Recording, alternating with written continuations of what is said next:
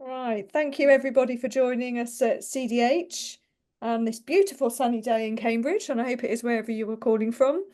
We are recording. The Q&A is open, so if you wish to add any questions along the way, please do, and we'll do our best to answer them either in person or typing them on. And I've got Dr. Irving Huerta, who's our convener, and Dr. Hugo Leal, who will also be chatting through the social data school that's upcoming. So over to you, Hugo and Irving. Hello, everyone. My name is Irving. As Karen was saying, I'm the convener of the data schools. And well, I'm just going to talk about the program that we have prepared for this online iteration. Going to kind of have an outline of what we're going to talk about in a minute. But yes, I'm also accompanied here by Hugo and Karen Herbain, both of whom were responsible for the very first iterations of the data schools. So, well, this is a project that has been going on for over 5 years, almost 6 years now. And well, this is going to be the iteration for June 2025, July 2025, the social data school iteration. So I hope everyone can see my screen. And as you can tell, this is the poster that we put together for the June-July iteration. And what I was saying that I wanted to touch upon, or the outline that we had prepared, is the following. I'm just going to give a brief introduction about what the data schools are, about the content that we're going to have for this edition. I'm going to ask Hugo to talk about one of the modules sessions that we're going to teach, his session indeed. Then I'm just going to take back the slides, and I'm going to talk about the technical requirements, fees, and then later on we're gonna open the floor for the Q&A. So just to reiterate, we are recording at the moment. We're giving this explanation. You should be able to see the Q&A box already where you can send your questions. So feel free to post them there from now on. And we're not going to respond them straight away. We're just going to wait for that section of the Q&A, which is the last part of it, the last 30 minutes of this session. And those 30 minutes, the Q&A, where we are going to talk about your questions, that part is not going to be recorded. So only this first part is going to be recorded, and only this first part, the explanation of the details, is going to be then put on our website. So as an introduction then, what do we want to do with the data schools? We want to facilitate access to tools, methods for digital data collection, for analysis and reporting. We want to foster the development of ethical practices in digital research. We do want to encourage dialogue between academia, civil society, the public sector, the industry at large about social, ethical, and policy implications of digital research methods. So we are not necessarily only a project that wants to teach methods for academic inquiry. We also like and indeed promote, foster this collaboration between the industry, people who are working with social data, be it in the media or the public sector. So that's what we do. We are a project, as I said, that has been going on for over 5 years, and this is the data school that deals with social data. So in this online edition, we are trying to tackle certain issues and questions that people that may be working in any kind of social environment may face. So academics, yes, who may be working on some social data, but also investigative journalists who may be dealing with geolocation or with largest amount of data, we want to engage with the ways in which they practice and they use data, and then we try and develop methods to replicate those practices, and then also to question this, or to rather tackle them from an ethical perspective and critically as well. So it is structured. Our data schools are structured in around the life cycle of a data project, from capture to analysis and then to visualizations. We do have academics working in the University of Cambridge, but also people working in the industry with us. We have teamed up to create this educational experience. So we organize a program with lectures, with digital tools demonstrations, with workshops. Very interestingly, since the last social data school in person, we have put together a group work activity. More on that in a minute. But that means that you are able to apply what you've learned in a very real life scenario.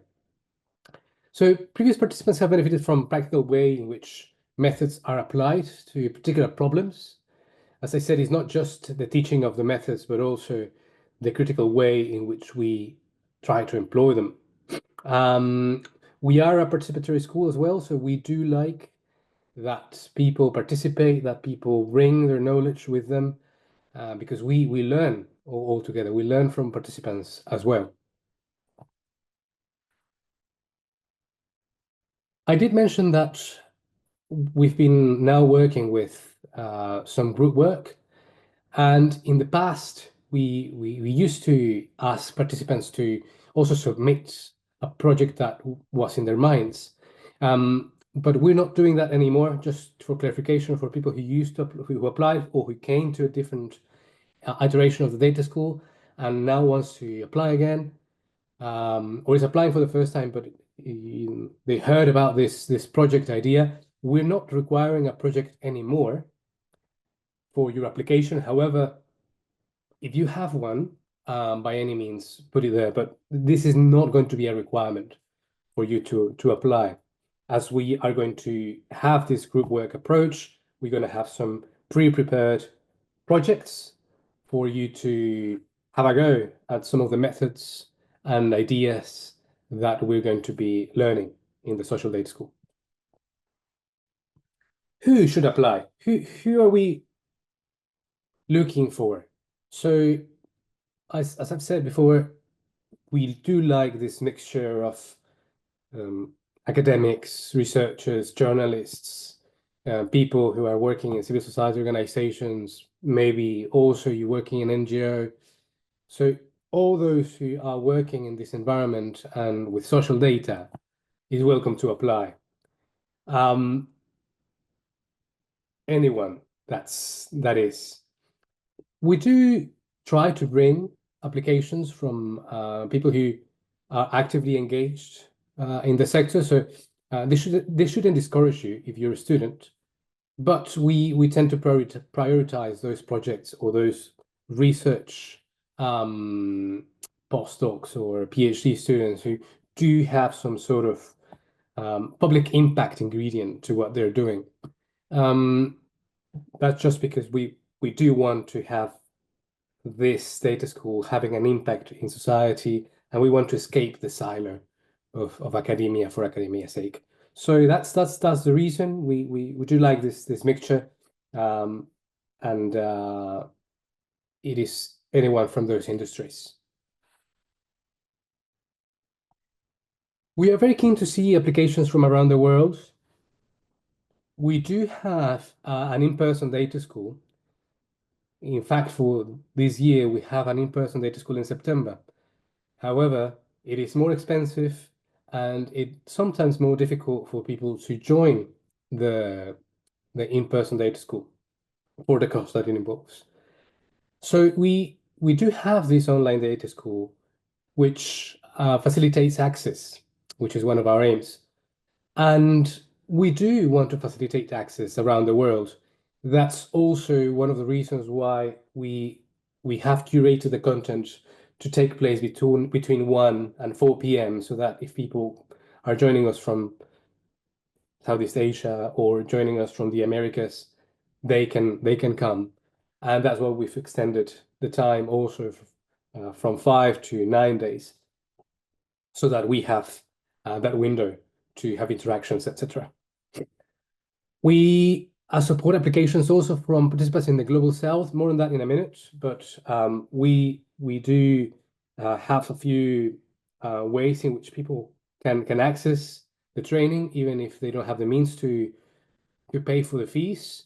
And this is for participants from the Global South and individuals and organizations who represent historically marginalized and oppressed social groups through concessions and bursaries. More on that in a minute. Now, just about the content, to unpack a little bit. In this social data school, the online iteration, we're going to focus again on machine learning and the investigations of environmental issues. We had a very successful in-person data school in September last year with precisely this theme and with the same partners, the Pulitzer Center. I'm going to talk about them in a minute. And we wanted to open now this opportunity for those who can only join online. So we are curating this content so that a little bit of the flavor and maybe a lot of the flavor that we had in the in-person edition, we are now adapting it so that it can be enjoyed also, can be taught online. And here I'm presenting you some of the teaching team and speakers that we're going to have for this online edition. Dr. Anne Alexander and Dr. Hugo Leal, both from Cambridge Digital Humanities, both of them teachers from our MPhil in Digital Humanities. I said also that we have teamed up with the Pulitzer Center in Washington, D.C. And we were thrilled to have Gustavo Faleiros and Federico Reynis last year in Cambridge. They are joining us again. They're going to be having keynotes and a few sessions on machine learning and visualization. We are going to have people from Watershed Investigations, which is an investigative journalism outlet, of course, investigating water pollution in the UK. That's Liana Hosea.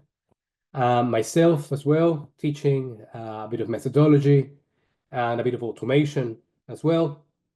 And as we get close to the date, we're going to announce more teachers, more speakers that are going to be with us in this iteration. But well, here we have Anne, who is going to talk about the life cycle of a data project. Hugo, who is going to talk about social network analysis. More on that in a minute. Gustavo on environmental investigations. Federico on data. Liana Hosea on how they've been using machine learning and mapping. There's going to be a lot of mapping, a lot of geolocation involved, but also a lot of social network analysis. So that's some of the content that you're going to find.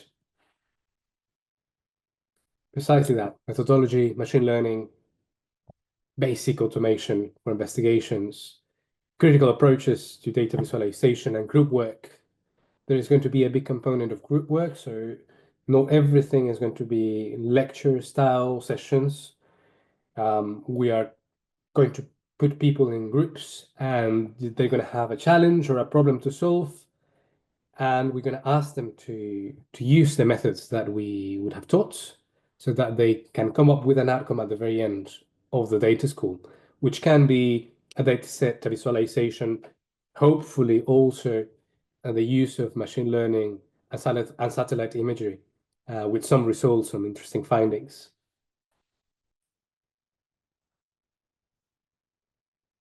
It is around 23 hours of live sessions. That's teaching sessions, not the group work, but teaching sessions. Also interaction, there's going to be a lot of interaction with peers, with teachers, with participants. There's going to be a chance to have a conversation with them. You're also going to have access to materials, to tutorials, to resources way in advance, at least 2 weeks in advance before the data school starts. And there's going to be also the opportunity for self-paced study because, yeah, you need to put some effort into learning some of the things that we are going to be teaching during that week. And self-paced study we found is very important. Software requirements, all of that is going to be freely available. There's going to be troubleshooting sessions. There is always problems with the installation of something, or you don't understand a piece of code, or the computer doesn't behave very well sometimes. There's going to be troubleshooting sessions. We have a virtual learning environment that is going to be available for you. So it is especially dedicated to education. So that virtual learning environment is going to be there for you too. And also, as I said, the opportunity to collaborate in real problems with high impact in the public sphere, the potential to have them, right? And that's what you receive in the 9 days that we're going to have. Now I wanted to hand over to Hugo, who can tell us a little bit about the session on social network analysis. Perhaps also maybe he can encourage us to join the data school because after all, he is one of the founders. So this is, as it were, his baby too. And hearing from him will be, I'm very sure, very encouraging and insightful. So Hugo, would you like to talk to us Thank about that? you.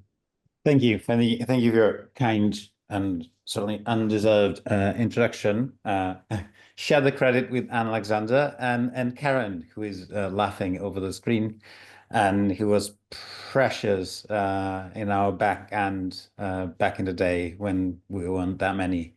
But we had big ambitions, and Irving took the baton, and I think it took the data school to a whole new level. Because our initial idea was both very modest and at the same time very ambitious, which was to democratize digital methods, right? And now we are, or Irving is, and we are all together making sense of this within the context of projects with much more diverse cohorts coming from a series of countries, from a series of backgrounds.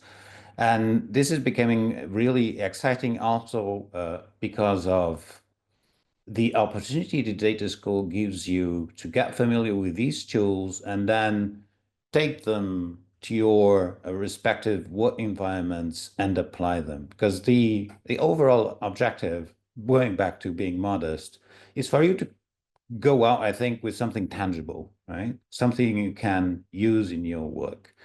And Anne will go over the pipeline, the research pipeline, and I will introduce something that's always in high demand. And people tend to shy away because they are afraid. Sometimes they are afraid to get their hands dirty with methods that sound very complicated. So my job is to uncomplicate the method.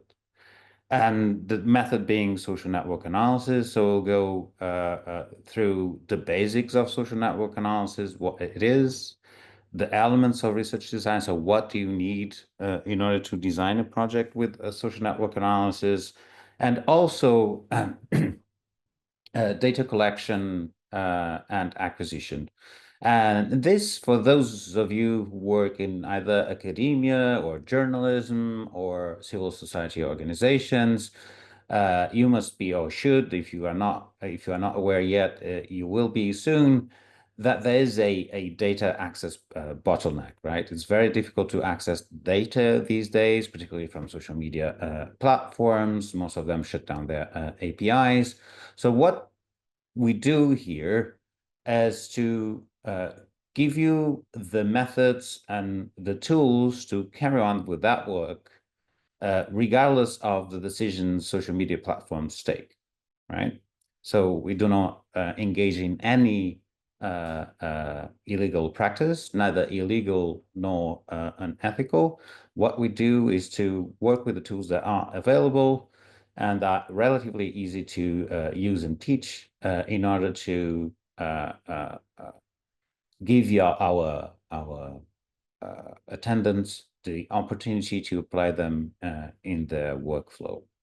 And data acquisition and collection is one of them.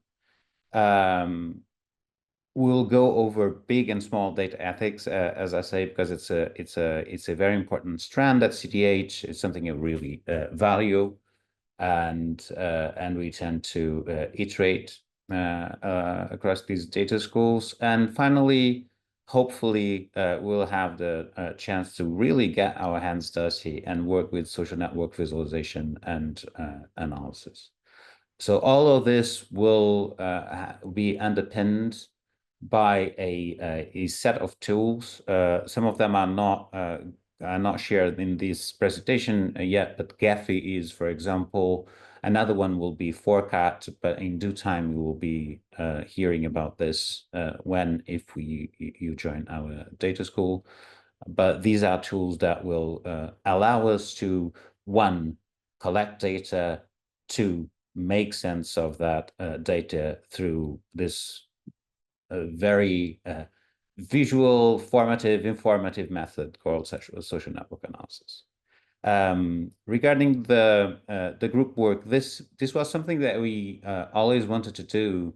This was either a project-based approach, which was what Irving mentioned in our previous data school, the physical data school, or this approach, I would call it a challenge-based approach, in which you are given a problem or a challenge, and then you work together in a group, and you try again to use the tools you have been taught.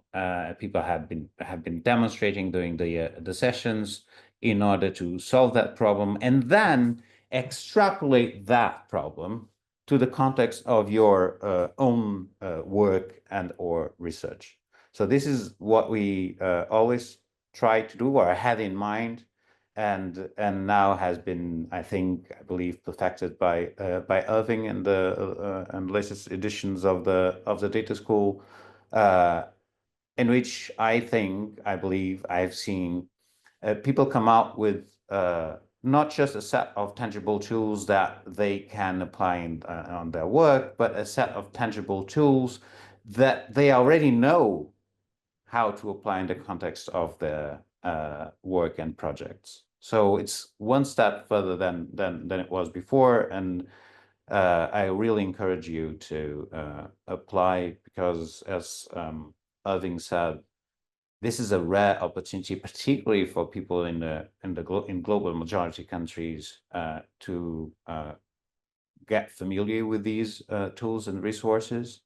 Really welcome applicants from those regions. So do apply, and we'll welcome you. We'll be welcoming you in Cambridge, although virtually soon, hopefully. Thank you very much, Hugo, for those very warm words, and also those undeserved comments, right, on the work. It's been a team work, right? And well, we're very excited to receive participants, because it is indeed participants who make the data school. It is a participatory model.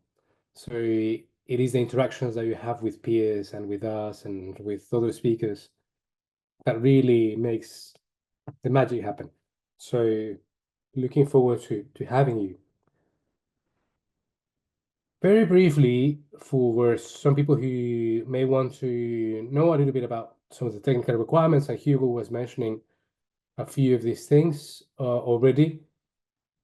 You, of course, need your own laptop or desktop computer, important, on which you can install software. And you may be working for an organization that doesn't allow you to install some of the software that we'll be using, or that requires some previous permissions for it to be done. So that's something that needs to be arranged with enough time. Some of the things that we may be using are OpenRefine, Gaphy, which is going to be used for social network analysis, Anaconda, which is going to help us to run a few things on Python, and a few accounts that we use throughout the week for tools and for access to resources. A Google account with access to Colab, which is kind of Google's version for the educational notebooks or the Jupyter notebooks. Access to Google Apps Script and the backend, as it were, of some Google Sheets. A GitHub account, particularly useful for Anne's session on the lifecycle of a data project. And there's going to be a few more things. Also access to Earth Index, which is a tool that uses machine learning, although we're going to have more details on that soon. But just to give you an overview of what we are going to be needing. And well, the fees are on the website, and it is standard a standard fee for 245, a concession place for 145 pounds per person. But I just want to break it down for you. What does it mean to be someone who needs to pay a standard, or someone who is entitled to have a concession, or who can apply for a bursary? Because this is the kind of questions that we usually get. Standard rate is applicable if you are part of an organization with paid staff. You are paid staff, and your organization has the budget to send you, or you have enough means to do it yourself. However, some of these organizations may, or if you work for one organization that is a large organization, but you have limited funding at the moment, or you don't work for a large organization, but you work for a small organization instead, then you may be able to apply for a concession, but you have to make the case for that in the application form. Now, the bursaries, we have a very limited number of bursaries. That means a waived fee. You don't pay anything for your place at the data school. There is a limited number of this. These are places for those who are unemployed, those who are working for unfunded projects, those who are Global South residents that can demonstrate financial need. So they need to demonstrate that they have the need for this training, and how also attending the data school can be beneficial for them. So the potential impact is one of the things that you will have to make the case for in the application form. There is going to be opportunity to do this in the application form. Important dates, and we are getting close to the end of our presentation. Deadline for applications, 1st of April 2025.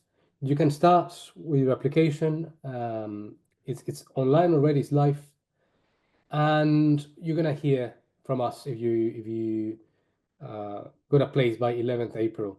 It is a very competitive school, data school. It's an intensive data school.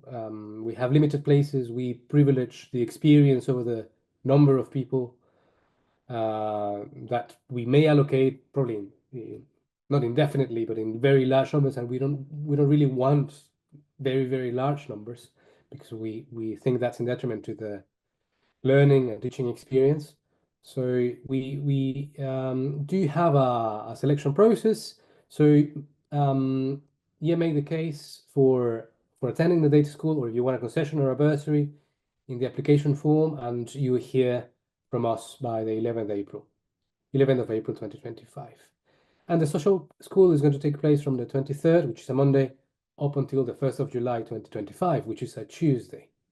At the end of that, of those 9 days, we're going to have a presentation, and that's going to mark the end of the school. So that's the information for the social data school taking place in June, July 2025. We are very excited to hear from you, to receive your applications, and then to see you, even if virtually, in this social data school by Cambridge Digital Humanities, and hope to see you then in all those milestones. I suppose the only thing that's left is the contact details. In case you want to drop us an email, or you want to follow us on any social network, there are a few places where you can do so.